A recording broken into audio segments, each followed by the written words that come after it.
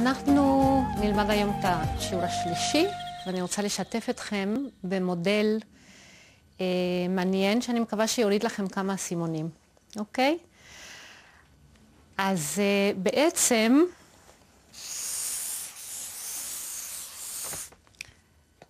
אני מציירת כאן את הדרך של החיים שלנו, שבתקווה נראה כזה לכיוון עלייה, למרות שפה ושם יש לנו כמה לופים. אנחנו נקרא לזה הדרך. עכשיו, חכמים מאיתנו מספרים לנו שהנשמה מגיעה לעולם הזה, ובעצם היא בוחרת במשפחה, בהורים, והיא גם בוחרת באיזה שיעורים היא הולכת ללמוד בגלגול הזה. אז יש לנו איזשהו חוזה אישי, שהוא לא בא כתוב בנייר, אלא אנרגטי לחלוטין, שהנשמה יודעת בדיוק למה היא באה. ועל פי החוזה האישי, שאומר איזה שיעורים היא באה ללמוד בגלגול הזה, הדרך נראית כמו שהיא נראית. על הדרך יש לנו נקודות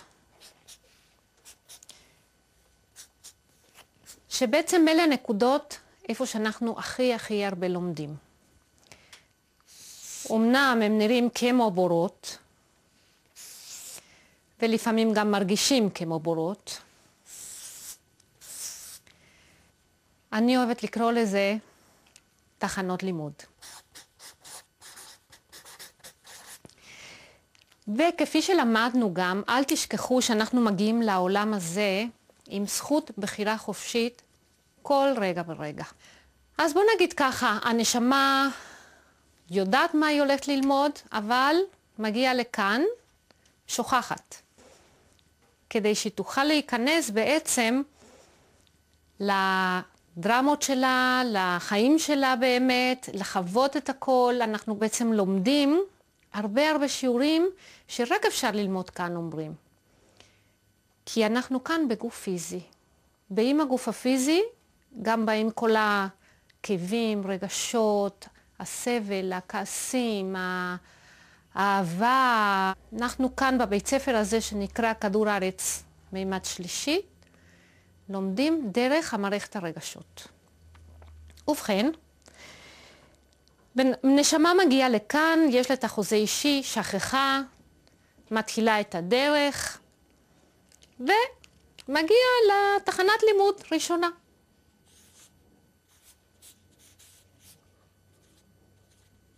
קצת מבועל, החמוד הזה.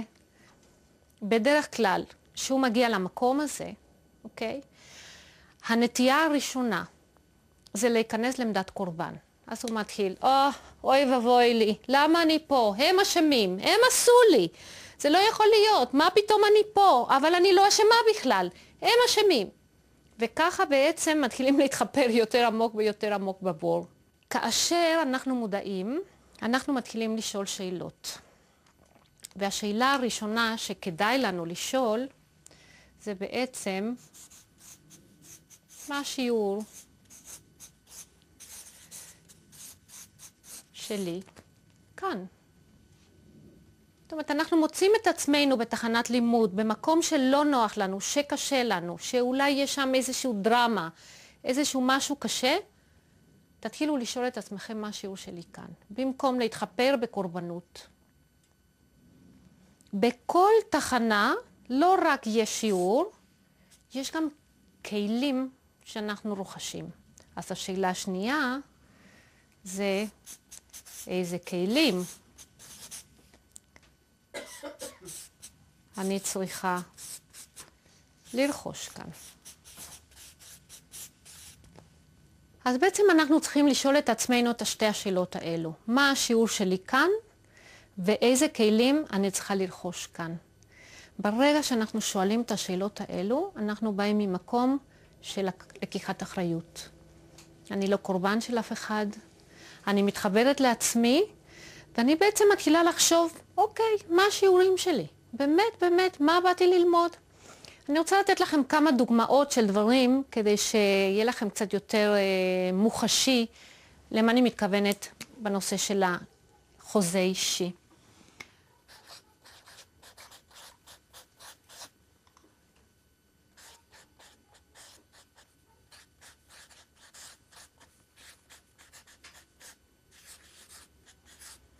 אני כתבתי פה כמה דברים, כמו למשל לבוא ללמוד להיות עצמאים, ללמוד להיות בנתינה או בקבלה בעצם. ללמוד לתת אמון, שיעור של שליטה, אוקיי? זה דוגמאות רק, יש המון שיעורים כמובן. אז אם אתם מוצאים את עצמכם במקום של התחנת לימוד, ואתם שואלים את עצמכם מה השיעור שלי כאן, ואיזה כלים אני צריך לרכוש כאן, אני מבטיחה לכם שאתם גם תקבלו תשובות.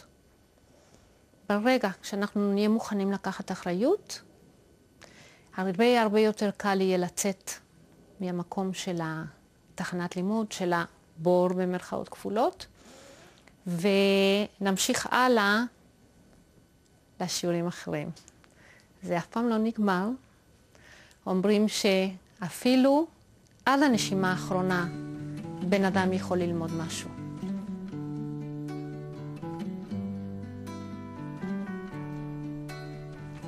דמיינו לכם שבעצם זו הדרך של אחד הילדים שלכם. אוקיי, טוב.